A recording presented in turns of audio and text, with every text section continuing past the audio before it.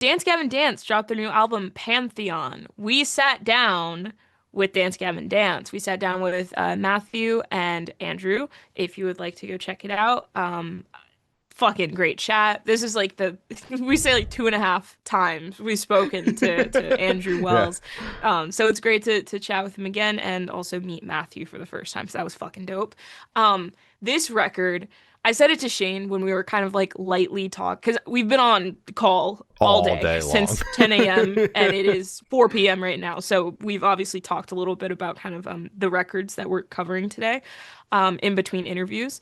And I said, and I still feel this way, where it's like all of the singles that I've liked on and off from Dance Gavin Dance when it was a different frontman, that this record kind of encapsulates that sound and energy from all of those tracks that I liked on their own. And it's just compiled into a record. They all have kind of like that groove and that really weird Dance Gavin Dance vibe of just like lyrics that don't really make sense like at all, mixed with crazy screams, just like different sounds. There's so many textures on this record, and that's something that I really like about Dance Gavin Dance, especially with this record. I think they leaned into it so heavily where it's still very cohesive and it is still you're still able to identify it as a Dance Gavin Dance record, but it is just so it's everywhere. It covers so many different genres. It covers so many different little sounds and licks. There's always something to listen to, something new to kind of like pick out of a song and go, oh, that was a weird sound. I like that. So it's kind of like the same. It's gonna happen. Are you ready? It's gonna happen. It's kind of the same thing that I really like about Dawn On Broco. Oh Broco. my Dawn God, she did it. Broco. It took I 10 did it. minutes. Sorry, guys. I tried my best. Where it's a hybrid of so many different genres, and so many different sounds and ear candy. That's the word that I've been trying to fucking pull out.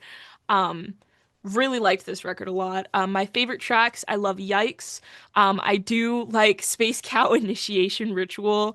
I do like the Robot with Human Hair Rebirth. I like the opener Animal Surgery. That is one of the longer. Is that the longest track off the record? Yeah. That's Well, fine. I second mean, second longest. The robot with human hair inches it out about 30 seconds longer. that happens. Yeah. Damn, I didn't realize they were that long.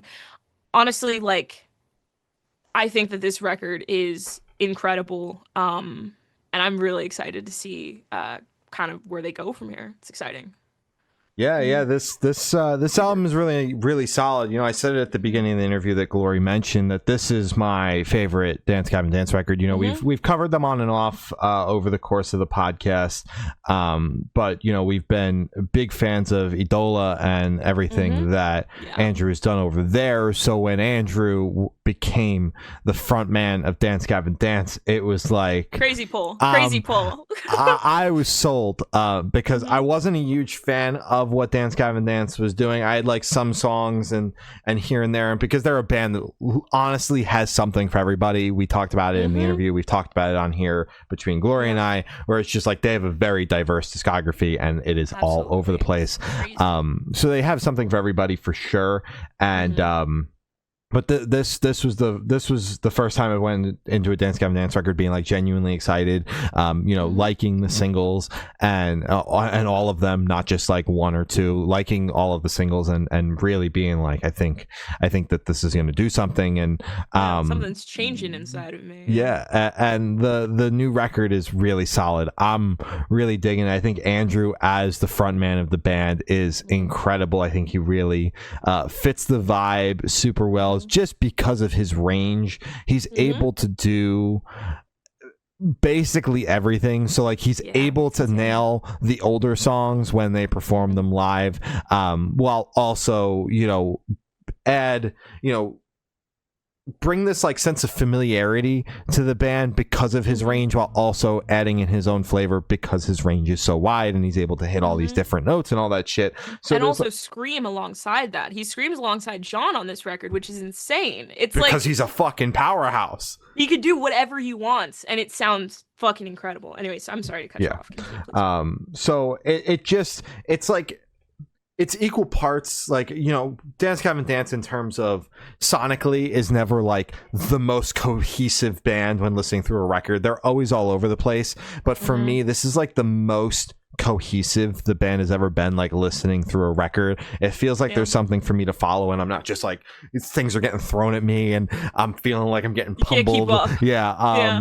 And part of that might have to do with a little bit of familiarity with the front man this time around. But yeah, I'm really, really, really digging this record. I was excited to listen through it again to kind of pull my thoughts together and have them ready to talk about them, because obviously we had listened to the record ahead of the interview.